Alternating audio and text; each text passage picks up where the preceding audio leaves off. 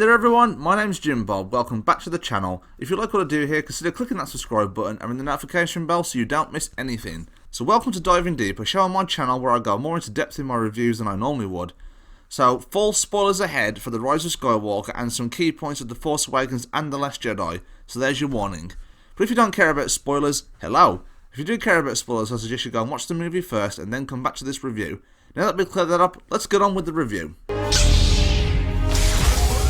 Star Wars is a movie franchise that has been a part of my life ever since I was a young Jedi youngling. From watching the original trilogy on VHS and the prequels in the cinema, I've been there loving these movies, maybe more than any other franchise, ever. Back in 2014 I was over the moon to find out that Star Wars was returning after a 10-year hiatus. Eventually in December 2015, Star Wars The Force Awakens hit the big screen, and I loved every minute of it. J.J. Abrams set out everything beautifully, from new and interesting characters to the return of some old favourites, and the introduction to one of the best Star Wars characters of all time, and without doubt, the best character in this entire sequel trilogy, Kylo Ren.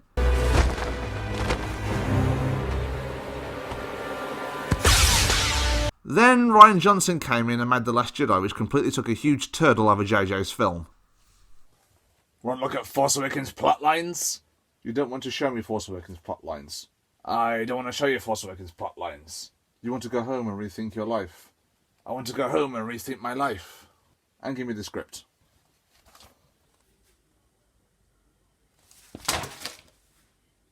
But The Last Jedi to me isn't a bad movie, and I'm not faulting Rian Johnson for trying to do something different, but it's because of the fan backlash and hatred for The Last Jedi that JJ was once again called in to save the franchise. But that's where this movie's problem started. The Rise of Skywalker is an entertaining blockbuster movie with plenty of breathtaking visuals, and in my opinion some good character moments too. But it's a complete and utter mess, and here's why. Disclaimer, not by all means am I boarding the Rise of Skywalker hate train here. I do think this movie had a very satisfying conclusion to the Star Wars Skywalker saga, and I don't think it deserves the amount of hate it's getting, I really don't. And it clearly isn't the best Star Wars movie ever made either, but it's far from the worst. That title still belongs to The Phantom Menace if you ask me, that or Attack of the Clones. What I can respect a lot about The Rise of Skywalker is that it connects a few dots even to the prequels, which I'll get into in just a minute. The prequels, mind you, are not good movies. Well, I do like Revenge of the Sith quite a bit, but they exist. They are Star Wars movies. One problem I have with The Force Awakens and The Last Jedi is that they practically pretended that the prequels never happened. A lot of people had major problems with some of the new Force powers that have been introduced in The Last Jedi, and many of those abilities have now made their way into this film too. Rey and Kylo Ren are still able to talk to each other even from different sides of the galaxy, and now even pass physical items through the Force, like necklaces or even a lightsaber. I've seen YouTube videos, posts on Twitter and several other rants back and forth speculating about this. I've seen posts that state Star Wars shouldn't run under Disney because Disney are treating it like magic, like the Force is magic in their eyes, and George Lucas set out this epic tale of the Force being some kind of mysterious thing, and Disney are treating it like magic. I don't know. I can understand these statements, but do we really want the Force to stay the same after what has almost been 40 years? Making things float, Force push, Force pull, and mind tricks. All that stuff is still awesome, but why not expand on the idea? The first time we saw Emperor Palpatine use Force lightning in The Return of the Jedi, people had never seen that before. It blew everyone's mind. In The Force Awakens, when Kylo Ren stops a laser blast in mid-air, people loved that too. But as soon as The Last Jedi comes along and starts playing with the Force a little more, everyone loses their minds. Well, then everyone loses their minds. I've never had a problem with how the new Force powers work. The only thing I didn't like, really, was Mary Poppins' Princess Leia. And not because of the Force power, but because it was stupid. I stand by my opinion that the new Force powers are pretty cool.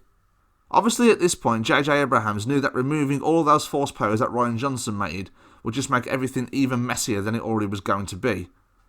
So he just rolled with it and kept it in, and I have absolutely no problem with this. I've read some complaints too with how powerful Rey is in this movie, and to me, I think who the hell cares how powerful she is? Her powers are cool. Some of the complaints about the new Force powers, while I completely respect anyone's opinion on the matter, I don't agree. The scene where Palpatine shoots like an immense amount of lightning into the sky and starts taking out all these resistance ships, people didn't seem to like that. They say that's not the Force, why is he so overpowered? They only did that to make the ending more climactic if you ask me. That, and he has the power of all the Sith combined. So the Force shouldn't be able to take out an entire fleet, yet it was clearly stated all the way back in the very first Star Wars movie that the power the Death Star has in destroying a planet is insignificant next to the power of the Force. Say it with me, ladies and gents, the power of the Force! Don't be too proud of this technological terror you've constructed. The ability to destroy a planet is insignificant next to the power of the Force. So yes, the Force was almost powerful enough to wipe out an entire fleet. The Force was powerful enough to pass physical objects through, and the Force is powerful enough to make fake projections of yourself. Again, you don't have to agree with me, I'm just giving you my honest opinion. There's no right or wrong answer, but Darth Vader said it himself, people. So this brings me to Rey being overpowered. She's really powerful because she's related to, who guessed it, Palpatine. She's his granddaughter, and that twist took me by surprise to begin with, until I looked into it a little more. Although it does make me wonder, who the hell was Palpatine's wife or something to even have kids for them to even have Rey in the first place? It's never addressed, really. This character got a lot of hate with the way Rian Johnson completely wasted her in The Last Jedi. This is such a shame because Daisy Ridley is great. She's got that charm and charisma to her, and she's such a likeable actress, but I truly believe JJ did all he could to try and give her some purpose.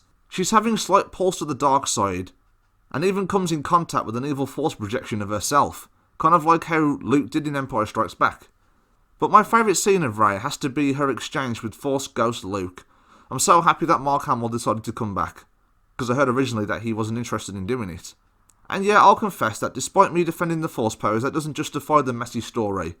This movie's problem with the story is that it did all it could to erase the events of The Last Jedi, and the outcome of this hurt the movie. Bad. If I'm being honest with myself, this movie was doomed from the start.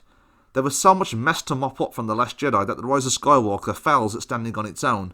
I'll use some examples. Some of the storylines J.J. Abrams set up in The Force Awakens were completely ignored in The Last Jedi, like Snoke, the Knights of Ren, Luke Skywalker, and more. So when he was brought along again to finish the franchise, JJ tried to ram corrections for all these mistakes into one movie. If this movie story-wise was going to work, the movie would have had to have been about 5 hours long. And that's me being deadly serious. The Knights of Ren are teasing The Force Awakens. The Last Jedi gave that a big f*** you. The Force Awakens introduced Snoke, who to me was a very interesting character. Then The Last Jedi killed him. So then Disney are like, oh god damn it, Snoke is dead. We need a big villain.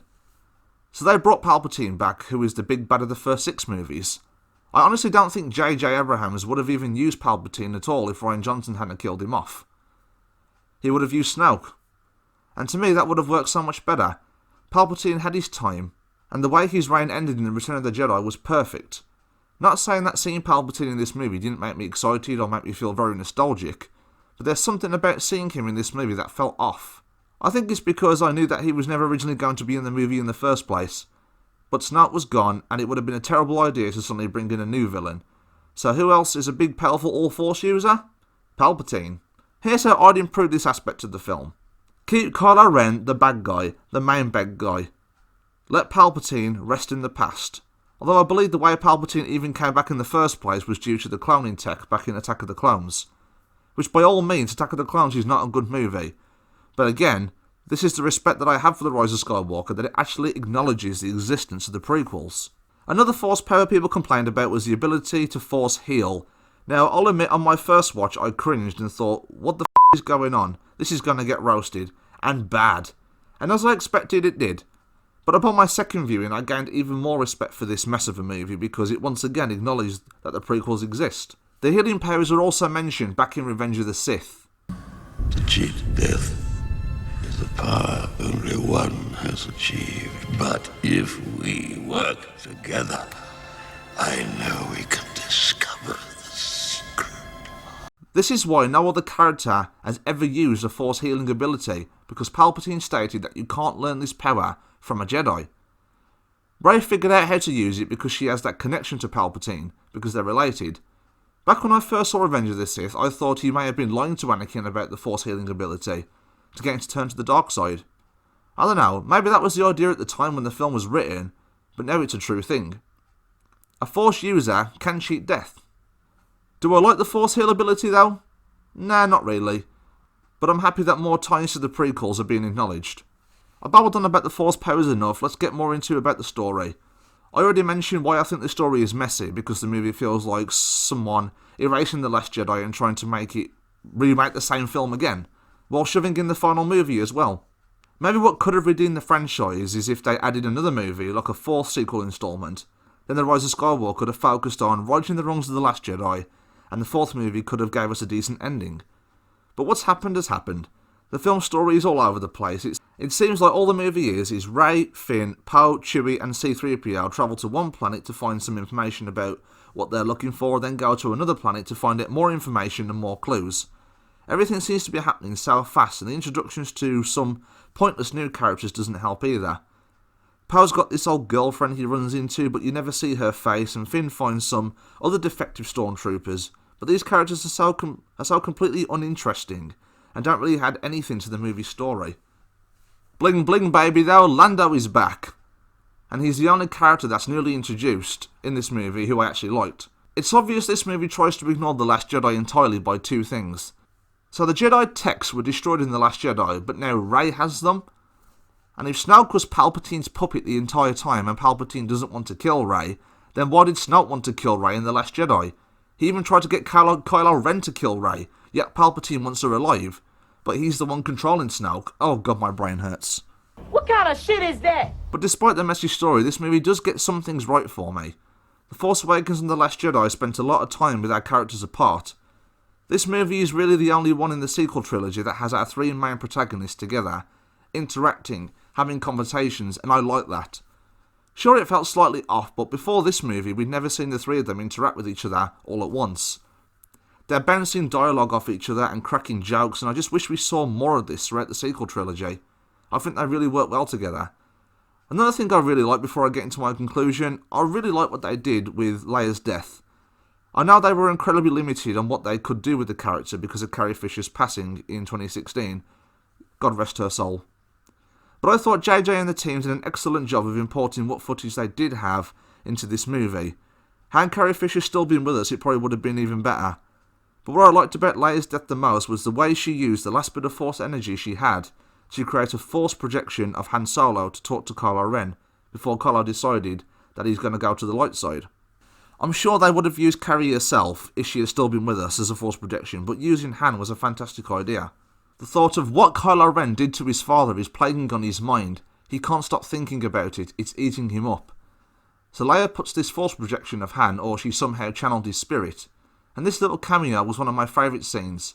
Adam Driver gives a spectacular performance in this scene. So Kylo Ren decides to throw his lightsaber away after calling Han Solo Dad. That's beautiful. So this scene between the two is my favourite scene in the whole movie. Kylo Ren is without doubt the best character in the sequel trilogy, and he is everything that Anakin Skywalker should have been in the prequels. But other than everything I mentioned, I thought the Knights of Ren were pretty underutilised as well, and Ben Solo pretty much wastes them quickly. But one of the most disappointing things in this movie for me was that I thought they completely wasted the character of Finn. But I recommend checking out Captain Midnight's video on this matter, it's really interesting. Although I did like the idea of Finn finding more defective stormtroopers, even though this movie tries too hard to make the audience care about this new character, who has some kind of friendship with Finn, and it just doesn't work for me. A scene which was actually supposed to be climactic, but I cringed a little bit, was the fact that the ending lines of dialogue exchanged between Rey and Palpatine completely rip off Avengers Endgame. It's obvious. And I am Iron Man. Yeah, I am inevitable. I am Iron Man. I am all the Sith. And I am all the Jedi. Yeah, I see what you're doing with this. You're not fooling anyone here. Pretty cool how they brought characters from Rebels and Clone Wars and made them canon too. And it was annoying how C-3PO's memory was just suddenly restored so quickly. So the emotional impact of him having his memory wiped in the first place becomes irrelevant. But the main thing that pisses me off most about this movie, why did Rey and Kylo Ren have to kiss at the end? I was just hoping and praying they wouldn't, but they did. They're like staring at each other. And I'm like, don't kiss, don't kiss, don't kiss. And then they do. Oh, I'm sorry guys, I've always been anti-Reylo. But overall guys, I don't think this movie is bad at all. It has some of the best special effects I've seen in a Star Wars movie. It is great fan service, great nostalgic moments, but I just think JJ tried to ram too much into one film. Too many characters, too many different stories. I don't think this movie was ever going to be perfect, but I truly believe, and I stand by this for the rest of my life, I believe if J.J. Abrams directed all 3 of these sequels, we could have had something truly special. The Force Awakens remains my favourite of the sequels, but The Rise of Skywalker was just about satisfying enough to win me over. Far from perfect, but it's not a bad movie at all. So I'm going to give Rise of Skywalker a B-. Thank you very much guys for watching if you got until the end. If you like what I do here, don't forget to like, share and subscribe for more content just like this. Remember, you are awesome. Take care.